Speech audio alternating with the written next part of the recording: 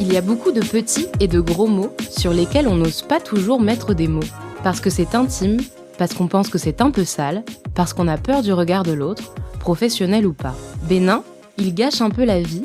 Plus grave, ils peuvent évoluer en maladie à surveiller. Ces questions gênantes, vous nous les envoyez et c'est nous qui les posons à votre place à des médecins qualifiés. Questions gênantes, proposées par l'application Livy, le centre de santé digitale qui vous permet de consulter un médecin en téléconsultation. Entre les confinements et le couvre-feu, Alice a développé des insomnies et souhaiterait y remédier sans passer par la case médicaments. Quelles solutions s'offrent à elle ? Nous avons consulté Cyril Chauveton, médecin spécialisé dans les troubles du sommeil, en particulier l'insomnie chronique, qui exerce au centre BioSerenity Paris-Jean Jaurès. Depuis quelques années, la vision qu'on a sur la prise en charge de l'insomnie a changé dans le sens où aujourd'hui, le traitement de référence repose sur ce qu'on appelle la thérapie comportementale et cognitive ou les thérapies comportementales et cognitives parce qu'il en existe plusieurs. Sans faire le procès des traitements médicamenteux qui peuvent s'avérer utiles chez certaines personnes, dans certains contextes, pour dire les choses simplement, quand les gens sont vraiment au plus mal, avec derrière un traitement par TCC. La meilleure porte de sortie reposera donc sur la TCC. Évidemment, pour des raisons que je comprends bien, on parle beaucoup du rôle du confinement. Sur le sommeil, à vrai dire, il y a des gens qui dorment beaucoup mieux. Et j'ai envie de dire, ça va être un élément qui peut faire basculer ou majorer l'insomnie, mais c'est pas le facteur, on va dire, je sais pas comment l'exprimer, mais... Principal. Oui. Qu'est-ce qui cause l'insomnie, justement ? La plupart des insomnies sont d'origine, entre guillemets, psychologique. Psychophysiologique.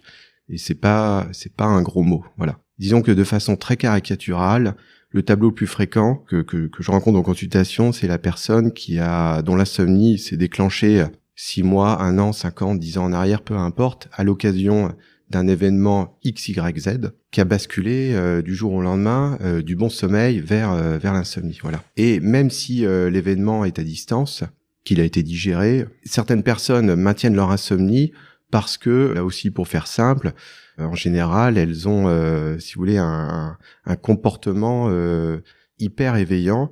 C'est-à-dire que concrètement, elles cogitent, elles ruminent. Parfois, c'est des pensées très positives qui vont dans tous les sens. Elles s'énervent dans le lit parce qu'elles ont peur de manquer de sommeil, etc. Ça veut dire qu'une fois qu'on prend une habitude de sommeil, c'est compliqué de la perdre, que ce soit dans le sens de beaucoup dormir ou de peu dormir ? Le problème de fond, c'est pas tellement une mauvaise habitude de sommeil. Je m'explique. Pour moi, il y a une chose importante à comprendre dans la régulation du sommeil et comment l'insomnie justement se met en place. De façon très caricaturale, dans le cerveau, vous avez deux systèmes neuronaux qui interagissent. Vous avez un système qui génère le besoin de dormir. Et ce système-là, il est intact, même dans l'insomnie. Parce que tout simplement, dormir, c'est un besoin physiologique.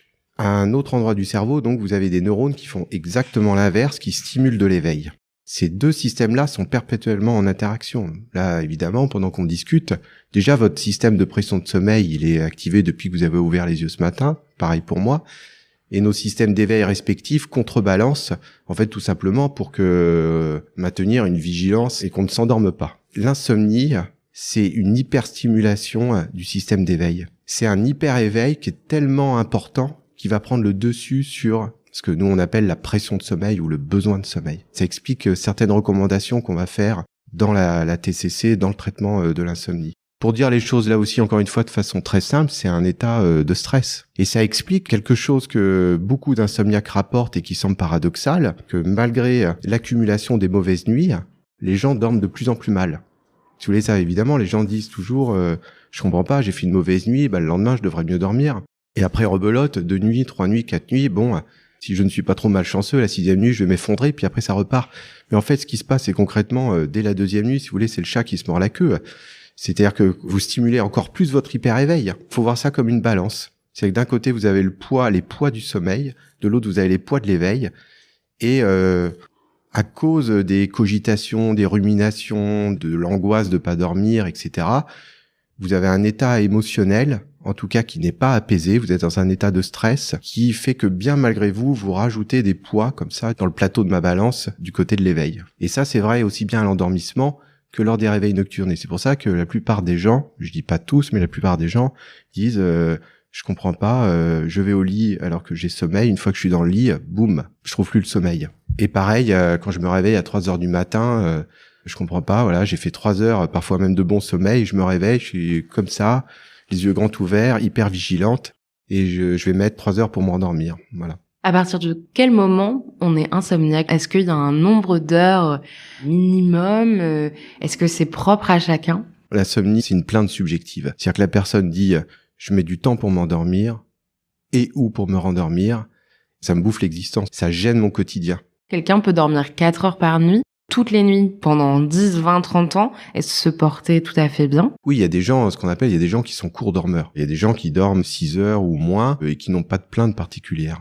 A priori, c'est pas de l'insomnie. Bon, pour l'anecdote, il y avait une très vieille étude qui avait montré que les gens qui se déclarent courts dormeurs, en fait, à la base, très probablement sont des gens qui sont des dormeurs, entre guillemets, normaux, enfin, qui dorment plus de 6 heures, qui ont une très bonne tolérance à la dette de sommeil, et qui, pour des raisons, j'allais dire, professionnelles ou personnelles ou sociales, peu importe, qui sont mis comme ça, en dette de sommeil chronique, mais ça les gênait pas. Dans la définition internationale de l'insomnie, si vous voulez, vous avez un critère supplémentaire qui est un critère de fréquence, c'est-à-dire qu'on estime que les gens sont insomniaques quand ils ont cette plainte plus de 3 fois par semaine.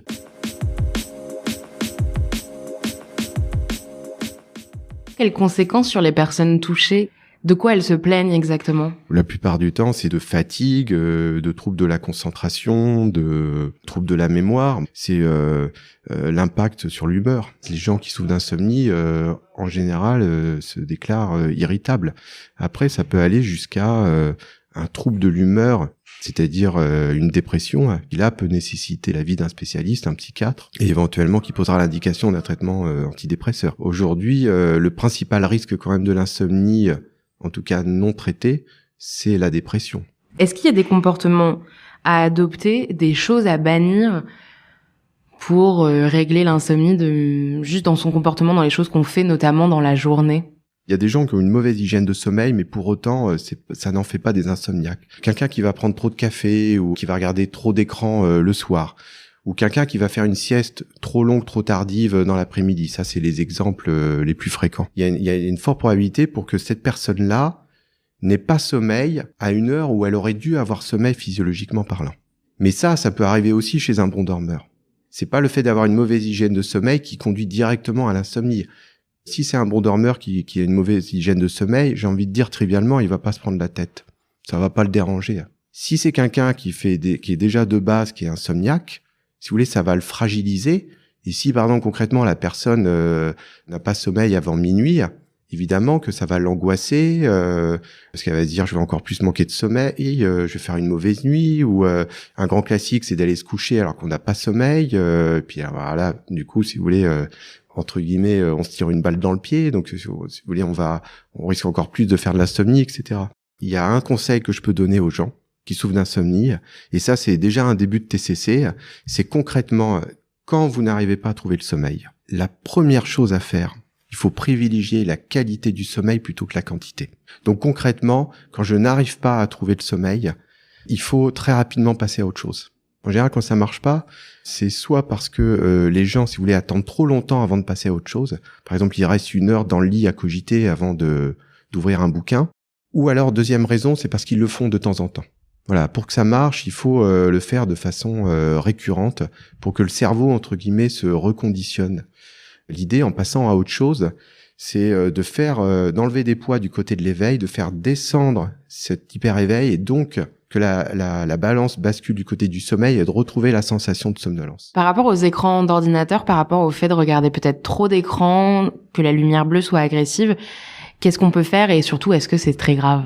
La lumière, elle a un impact sur le sommeil au moins à 2 niveaux. D'une part, elle a un pouvoir éveillant, elle stimule l'éveil, mais ça c'est vrai aussi dans la journée. C'est-à-dire que si vous vous amusez à mettre la tête devant un écran d'ordinateur à moins de 20 cm, alors que vous êtes somnolente, ça va bien vous stimuler, en plus de prendre un café.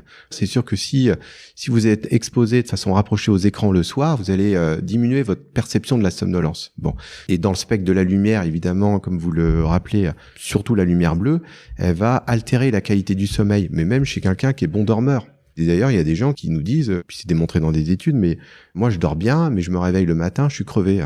Des gens qui se sont exposés massivement à la lumière le soir. Donc après, si vous voulez, est-ce que c'est un problème en soi ? Ça dépend de ce qu'on veut ou pas. C'est sûr que ça va fragiliser en quelque sorte l'état d'une personne insomniaque. Si la personne espère avoir sommeil à une heure raisonnable, du coup, elle limite cette possibilité. On bannit les écrans. Je pense qu'il faut relativiser ou recontextualiser ce discours. Moi, si vous voulez, maintenant, je pense qu'il faut plus dire aux gens, plutôt que donner des injonctions, dire aux gens, regardez ce qui marche pour vous. Alors concrètement, pour les écrans, quand même, évidemment, je vais pas aller jusqu'à dire aux gens, sauf vraiment en dernier recours, regardez votre portable pendant 2 heures en pleine nuit. Mais si vous voulez, par exemple, la télé, il y a beaucoup de gens qui vous disent, moi j'aime bien regarder la télé et aller dans ma chambre. Et on m'a dit de la bannir de la chambre. J'ai envie de dire, ça se discute. Faut discuter avec la personne. Il y a des gens, quand vous leur enlevez la télé, et qui en plus, si c'est des gens qui n'aiment pas lire, et qui vous disent, bah ouais, mais moi, ça m'angoisse encore plus, et puis j'ai peur du noir, ou je rumine, etc. Si concrètement, le fait de regarder un programme divertissant, un écran qui est situé à 2,50 m ou 3 mètres de son champ visuel, vous apaise et vous permet de retrouver la sensation de somnolence et de vous rendormir, moi, personnellement, je ferais plutôt ça plutôt que de s'abstenir de la regarder. Avec les thérapies comportementales, ce que je comprends, c'est que les traitements médicamenteux sont absolument pas une fatalité. Non, en théorie, c'est pas une fatalité.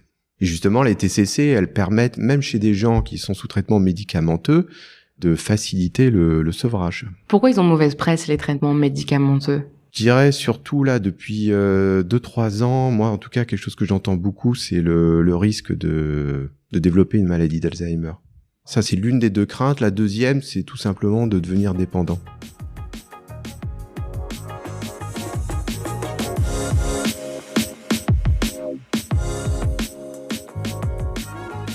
C'était Questions gênantes, le podcast qui pose les questions à votre place, proposé par Livy, le centre de santé digitale, qui vous permet de consulter un médecin en téléconsultation et produit par Slate.fr.